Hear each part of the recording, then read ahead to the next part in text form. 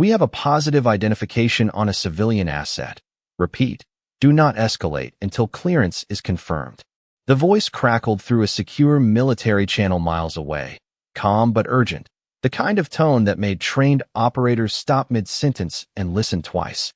And yet at a small gas station just off Highway 41 outside Atlanta, the world moved on like none of that existed, fluorescent lights buzzing overhead, the scent of gasoline thick in the warm evening air, tires crunching slowly over gravel as a patrol car rolled in with a low hum, its presence slicing through the quiet like a line.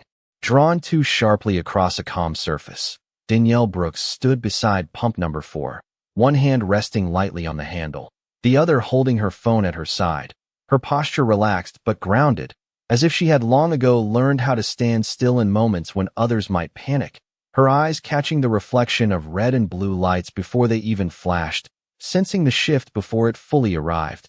And when the cruiser door opened, Officer Ryan Cole stepped out with measured authority, his boots firm against the concrete, his radio clipped tightly against his shoulder, his gaze already fixed on her, as if a conclusion had been reached before a single word was spoken. "Ma'am, step away from the vehicle," he called out, voice controlled but edged with assumption, the kind that didn't ask for context, only compliance. And Danielle slowly turned, the faint hum of the gas pump clicking off behind her, the metallic tick echoing louder than it should have, her expression unreadable, not defensive, not afraid, just present, as if she were observing a moment she had seen before, a pattern unfolding in real time. Across the lot, a pickup truck idled, its driver watching through the windshield, while somewhere above, unseen and unheard by those below, a different kind of signal moved through encrypted channels, coordinates aligning, names being cross-checked, a quiet escalation building beneath the surface of something that, to everyone standing there, still looked ordinary. Officer Cole took a step closer, hand hovering near his belt, not aggressive, but ready. The subtle tension of someone used to being obeyed without question, and Danielle raised her hand slightly, not in surrender, but in clarity, her voice calm when she spoke, steady enough to cut through the static of the moment. "Officer, I think there's been a misunderstanding." And for a split second, the air seemed to pause, the flicker of overhead lights casting a pale glow across the concrete, the distant rumble of a passing semi-truck vibrating faintly through the ground. But Cole's expression didn't shift, not yet, his mind already anchored to a narrative he hadn't questioned, and behind him, the radio at his shoulder crackled faintly again, a voice attempting to break through, still too far, still too quiet, still not fast enough to reach the place where assumptions had already taken hold. Officer Cole did not respond right away, and that silence said more than any accusation could have, his eyes narrowing slightly as if weighing whether her calm was confidence or defiance, the kind of calculation shaped by habit rather than evidence.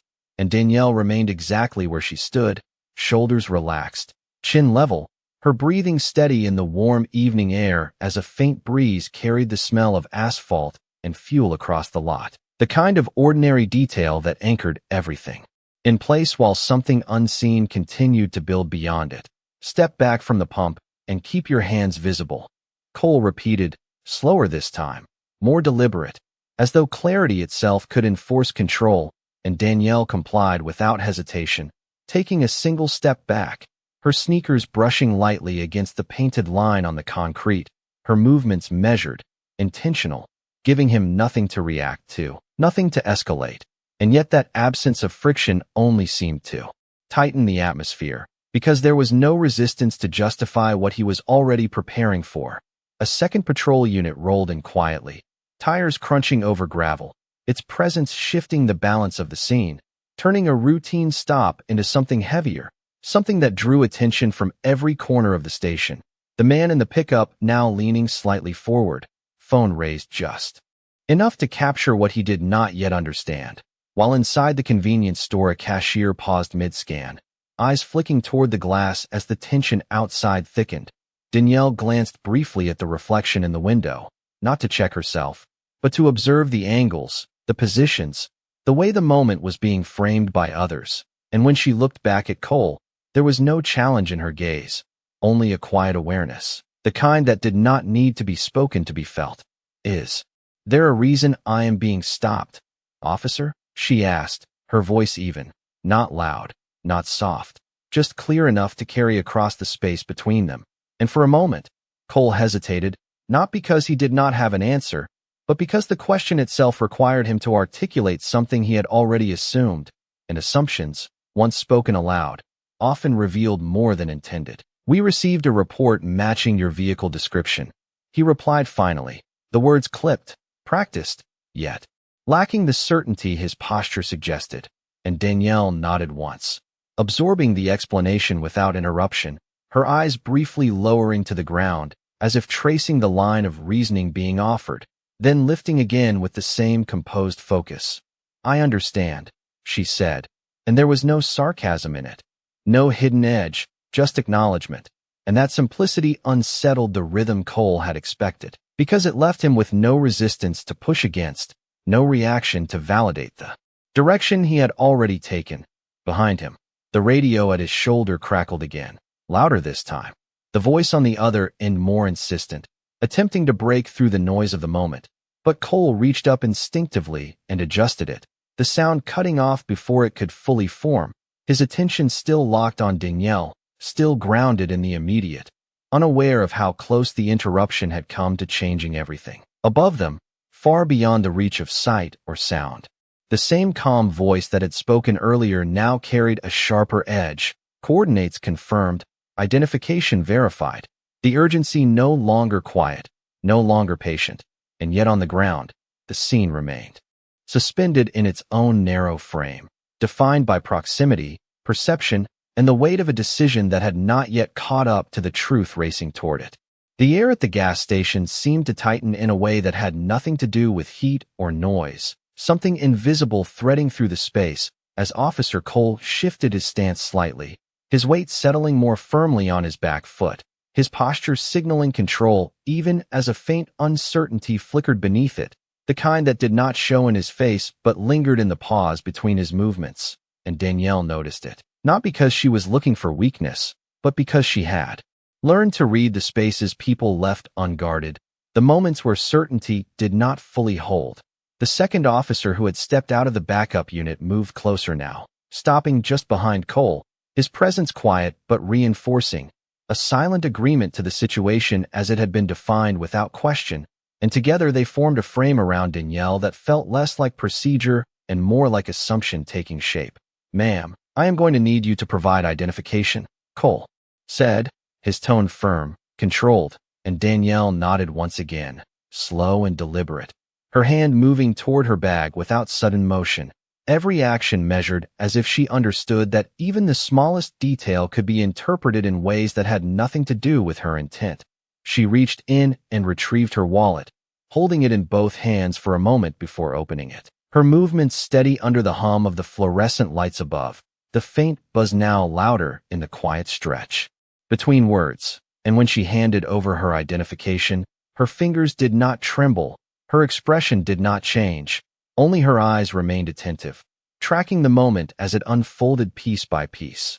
Cole took the card and glanced down, his brow tightening slightly as he read the name, Danielle Brooks, his gaze flicking back up to her face, then down again, as if searching for something that would align with what he expected to see, something that would confirm the narrative already forming in his mind, but the alignment did not come easily, and that hesitation lingered just long enough to be felt. Stay right here, he said, turning slightly as he signaled to the other officer, and the two stepped a few feet away, speaking in low voices that carried only fragments across the space, enough to suggest uncertainty but not enough to resolve it, while Danielle remained where she was, her hands now resting lightly at her sides, her posture unchanged, her presence steady against the quiet tension building around her. Across the lot, the man in the pickup shifted again, adjusting his phone, the soft click of his camera barely audible, while inside the store, the cashier leaned closer to the window, the glow from the register screen casting a pale light across his face as he watched, unsure of what he was witnessing but unable to look away. Above it all, beyond the reach of sight, the same urgent signal that had struggled to break through moments earlier now intensified, channels opening, commands repeating with sharper clarity. The Name Danielle Brooks echoing through systems that did not hesitate, systems that did not rely on assumption but on verification, and yet down on the ground, time seemed to stretch, each second pulling longer than the last as Officer Cole turned back toward her, the card still in his hand, his expression more guarded now, more deliberate, as if the situation had shifted in a way he could not fully explain. "Is there anything else you want to tell me?" he asked, the question carrying a weight that suggested expectation, as though he believed there was something she had not said, something that would justify everything already set in motion. And Danielle met his gaze without flinching, her voice calm, almost quiet, but clear enough to settle into the space between them. "Only that you are still early in this moment, officer," she said, and the words hung there, not a warning, not a threat, just a statement that carried a depth he did not yet understand, and for the first time since. Stepping out of his vehicle, Officer Cole hesitated not because he lacked authority, but because something in her certainty did not match the situation he believed he controlled. Officer Cole did not respond immediately to her words, but something in his posture shifted, subtle yet undeniable, as if the ground beneath his certainty had softened just enough to make him aware of it, his grip on her identification tightening slightly, before he exhaled through his nose and stepped closer again, closing the distance by a foot or two, not aggressively, but with a renewed sense of control he felt slipping. "Early or not, I am the one asking the questions here," he said, his voice firmer now, louder than necessary, as if reinforcing the structure he believed he was standing on. And Danielle did not argue, did not interrupt. She simply listened, her gaze steady, her shoulders relaxed, the same quiet presence that had unsettled him from the start. And that calm began to echo in the space around them, making every sharp edge of his tone feel slightly out of place. Behind him, the second officer shifted his stance, glancing briefly at the patrol car as the radio crackled again, this time longer, more insistent, a voice pushing through with urgency that could no longer be ignored. But Cole did not turn toward it immediately, his attention still anchored on Danielle, still trying to resolve something that did not align, something that refused to fit neatly into the situation he had constructed.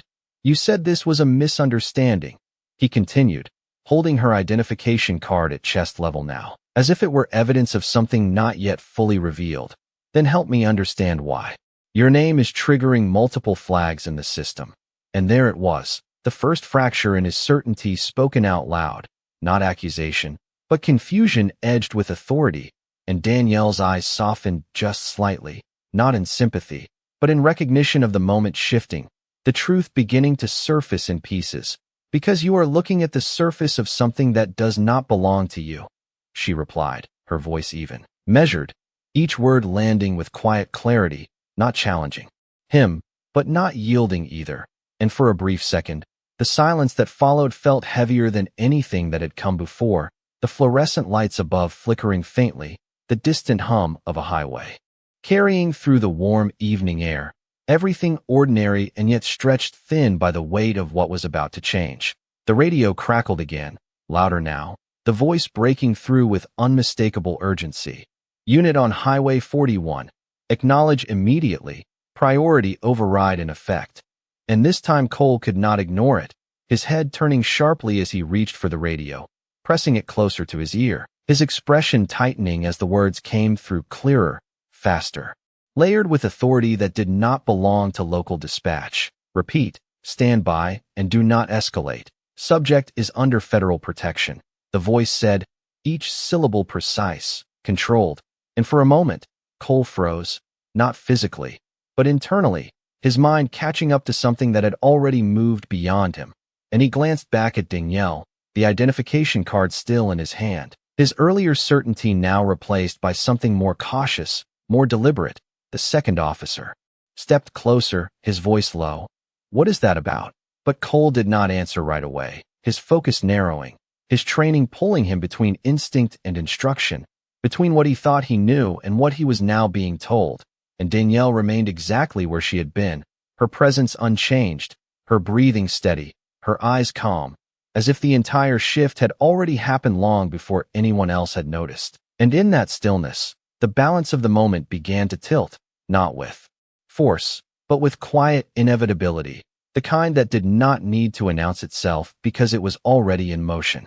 The words from the radio did not disappear when the transmission ended. They lingered in the air like a vibration that no one could quite shake. And Officer Cole stood there for a second longer than he should have.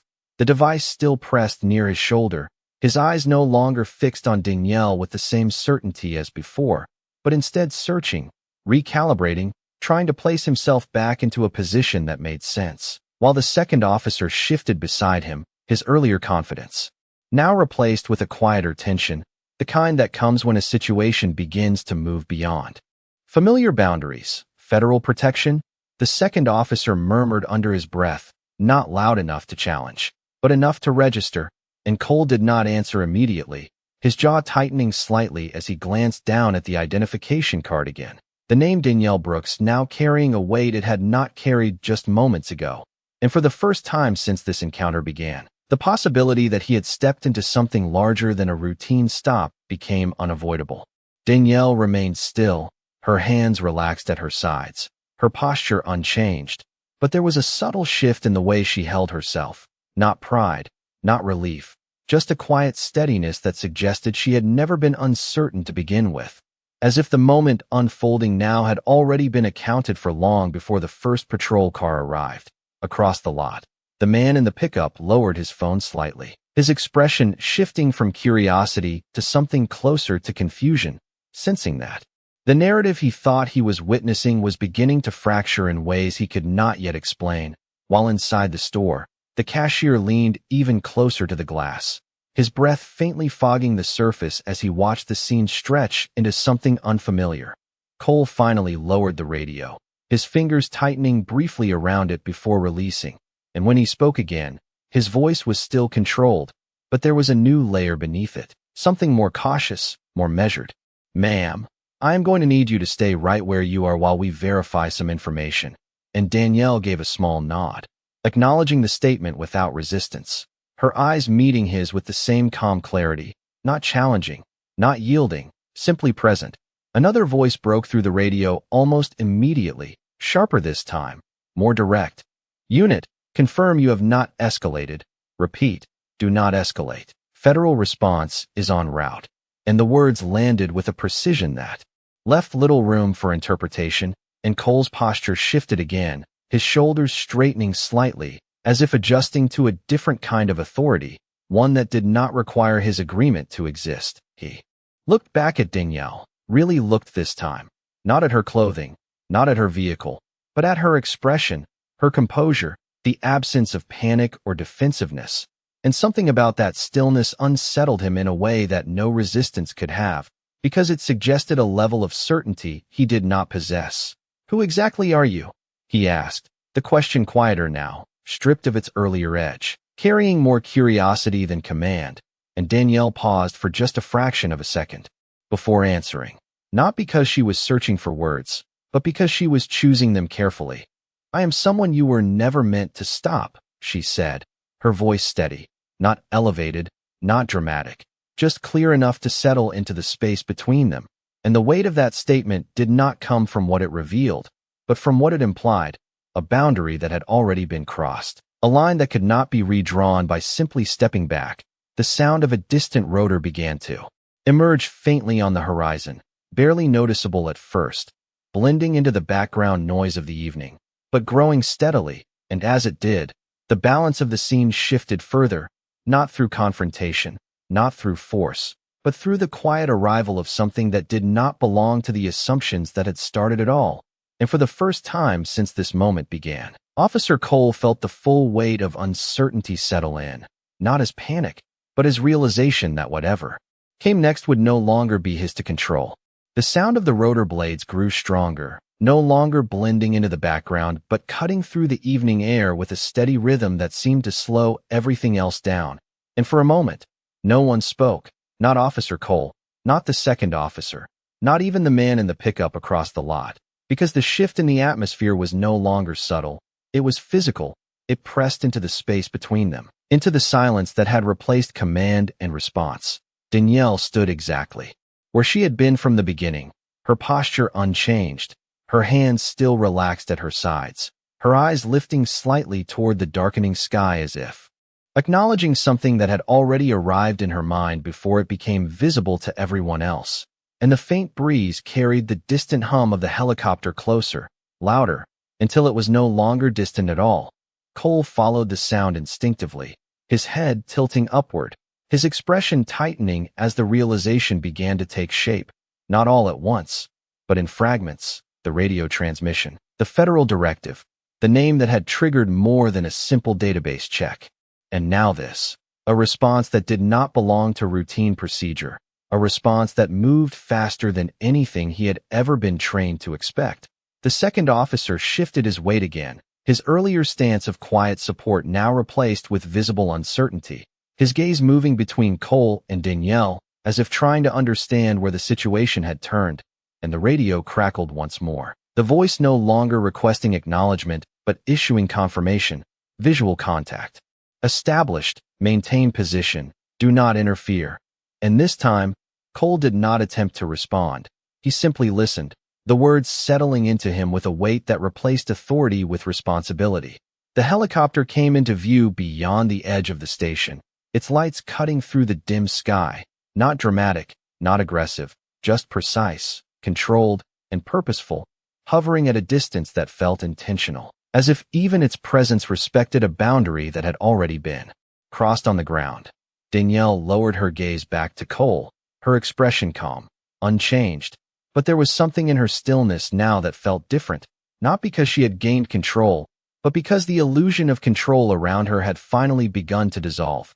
Cole looked at her again, really looked this time, and whatever assumptions had guided him moments ago no longer held. They had been replaced by something quieter, something heavier, the awareness that he had stepped into a situation without understanding its full weight, and that the correction of that moment was no longer in his hands. No one moved for several seconds, not even the cars at the pumps, not even the cashier inside. The entire scene suspended between what had been assumed and what was now undeniable. And in that stillness, Danielle spoke again, her voice soft but steady. This is the part where you decide who you are in moments like this. And the words did not challenge him, did not accuse him.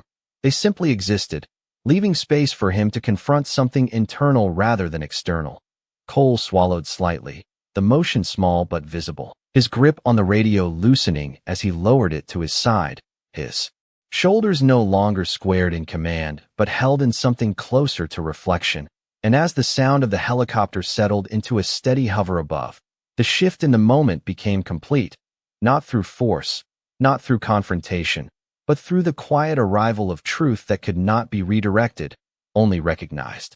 The helicopter did not land immediately, and that hesitation felt intentional, as if even its arrival respected the gravity of what had already begun on the ground, its blades cutting through the air in a steady rhythm that now dominated the space, casting shifting shadows across the concrete and the gas pumps. And Officer Cole stood there beneath it, no longer trying to assert control, but instead holding still in a moment that was moving past him, his mind catching up in fragments, each piece aligning too late to change what had already been set in motion. The radio at his side came alive again, this time not with urgency, but with clarity, a different voice, lower, more deliberate. Officer Cole, confirm visual on Danielle Brooks. And hearing her full name spoken with that level of precision removed any remaining doubt. The situation was no longer ambiguous, it was defined. And Cole swallowed slightly before responding, his voice steady but quieter than before. Affirmative, visual, confirmed. And even that simple acknowledgement felt different, no longer a command, but a report. The second officer stepped back half a pace, not instructed, not directed, just reacting to a shift he could not ignore. His posture loosening as the certainty that had guided him moments earlier faded into something more cautious. And across the lot, the man in the pickup lowered his phone completely now, his expression no longer curious but uncertain, sensing that whatever story he thought he was capturing had changed into something he did not fully understand. Danielle remained still, her gaze steady, her presence unchanged. But now the environment around her had caught up to the truth she had carried from the beginning, and the helicopter slowly adjusted its position, lowering just enough to signal arrival without disrupting the scene. its precision controlled, measured, purposeful. A dark vehicle entered the edge of the lot, moving with quiet authority rather than speed. Its presence almost understated compared to the sound above, but it carried a weight that did not need to be announced. And as it came to a stop, the engine cut cleanly, leaving only the sound of the rotor overhead and the faint hum of the station lights. The door opened, and a uniformed man stepped out, his posture composed, his movements efficient, not rushed, not dramatic, and as he walked toward the center of the lot, his eyes did not scan the environment. They went directly to Danielle, as if everything else in the scene was secondary, and Officer Cole instinctively straightened, not in defiance, but in recognition, the kind that comes from training when authority enters a space without needing to declare itself. The man stopped a few feet away, his voice calm, controlled, "Mrs. Brooks." And the title alone shifted the final layer of understanding into place. Not a question, not a guess, but confirmation, and Danielle gave a small nod, acknowledging him without relief, without surprise, as if this moment had simply arrived on schedule. Cole stood there, the identification card still in his hand, and for the first time since the encounter began, he lowered it slightly, his grip loosening as the weight of everything settled in, the assumption, the escalation, the misalignment between what he believed and what was real, and the man in uniform turned his attention to him, not with anger, not with confrontation, but with a measured stillness that carried more weight than any raised voice could have. "Officer, this individual is under direct federal protection," he said, each word precise, leaving no room for interpretation, and Cole nodded once, the motion small but deliberate, his voice quieter now. "Understood." And in that moment, the reversal was complete, not through force, not through conflict, but through recognition, the quiet acknowledgement that authority had shifted, and that what had begun as assumption had ended in something far more real. The man in uniform did not raise his voice, did not step closer than necessary, and yet the entire space seemed to adjust around him as if responding to a presence that did not need to prove itself, his posture composed, his tone steady, and Danielle remained facing him with the same quiet stillness she had held from the beginning. The tension that once filled the air, now shifting into something else, something heavier but calmer, like a storm that had already passed, leaving only the realization of what it had been.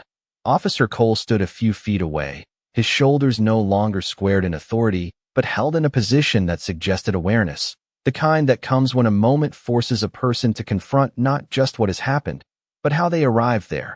And he looked at Danielle again, not as a subject, not as a situation, but as a person whose presence had revealed something deeper than procedure. The identification card remained in his hand for a second longer, before he stepped forward and extended it back to her, his movement controlled, deliberate, not rushed, and when she took it, their fingers did not touch, but the exchange carried more weight than any earlier command, because it marked a shift from assumption to recognition. "Ma'am," he began, and the word itself felt different now, not automatic, not procedural, but intentional, and he paused briefly, as if choosing his next words with care rather than habit. There appears to have been a misinterpretation of the situation, and the phrasing was careful, restrained, but the meaning behind it was clear, and Danielle listened without interrupting, her expression unchanged, her eyes steady, giving him the space to continue. "I should have taken more time before acting," he added, quieter now, the statement not rehearsed, not formal, but real enough to settle into the moment. And the second officer beside him shifted slightly, his gaze lowering for a brief second, the shared understanding between them no longer based on certainty, but on acknowledgement. The man in uniform observed without stepping in, his presence steady but not intrusive, allowing the moment to resolve itself rather than forcing it. And above them, the helicopter maintained its position, the sound of its blades now less sharp, more distant, as if the urgency that had brought it there was no longer pressing.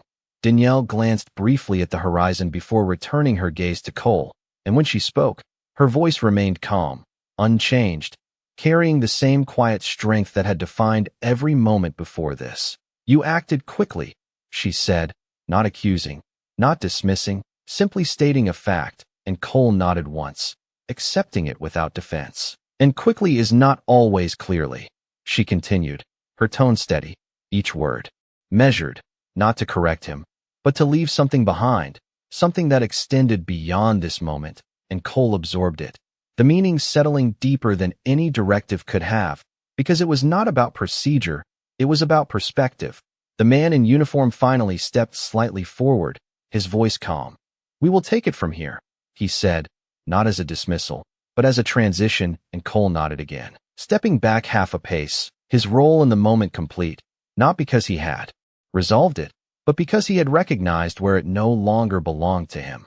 Danielle adjusted her grip on her wallet, her posture unchanged, and as she turned slightly toward the waiting vehicle, there was no rush in her movement, no need to leave quickly, because nothing in her presence suggested she had ever been out of place.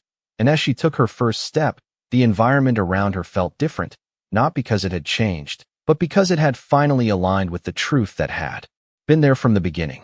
Danielle's footsteps were quiet against the concrete, steady and unhurried, each step carrying none of the urgency that had filled the moment before, as if time itself had adjusted to her pace rather than the other way around. And the soft hum of the helicopter above began to ease, its presence no longer pressing down on the scene, but lifting gradually, the sound drifting outward into the open sky. The uniformed man walked beside her at a respectful distance, not leading, not directing, simply accompanying, his role clear without needing to be stated. And the dark vehicle waited with its door open, engine silent, its presence calm and controlled, like everything else that had arrived with it. Behind them, Officer Cole remained where he stood, his posture no longer rigid, his hands resting at his sides, the radio hanging loosely against his shoulder, and he watched her go, not out of obligation, but because something in that moment required him to witness the ending of it, to understand it fully before it disappeared into the quiet. The second officer shifted slightly, glancing at Cole as if expecting instruction, but none came, because there was nothing left to direct, nothing left to manage, only the aftermath of a moment that had moved beyond procedure and into something more personal, something that would not be written in a report the same way it had been experienced. Danielle paused briefly before reaching the vehicle, not turning back immediately, but standing still for a second as the evening air settled around her, the scent of gasoline now faint, replaced by the cooler edge of night approaching. And when she did turn, her gaze moved past the officers, past the flashing lights that had once defined the scene, and for a brief moment, her eyes met Cole's again. There was no anger there, no triumph, only a quiet acknowledgement, the kind that did not seek to correct or condemn, but simply to be seen. And in that exchange, something settled inside him, not relief, not resolution, but awareness, the kind that stays long after the moment itself has ended. She gave a small nod, almost imperceptible, and then turned back, stepping into the vehicle with the same calm certainty she had carried from the beginning, the door closing with a soft, final sound that seemed louder in the silence that followed. And as the vehicle pulled away, slowly, its movement smooth and controlled, the helicopter above began to rise, its lights dimming slightly as it shifted course, the urgency that had brought it there now complete. The gas station returned to its ordinary rhythm and pieces, the man in the pickup lowering his gaze, the cashier inside stepping back from the window, the fluorescent lights continuing their steady hum as if nothing had happened, and yet the space felt different, altered in a way that could not be measured, only remembered. Officer Cole exhaled slowly, a breath he had not realized he had been holding, and he looked down at his hands for a brief second before lifting his gaze again. The scene now quiet, the moment finished, but not forgotten, and as he turned back toward his patrol car, the weight of what had occurred did not fade. It settled, becoming part of something he would carry forward, not as a mistake alone, but as a reminder that authority without understanding is incomplete, and that sometimes the most powerful moments arrive not to be controlled, but to be recognized. And in the fading sound of the helicopter disappearing into the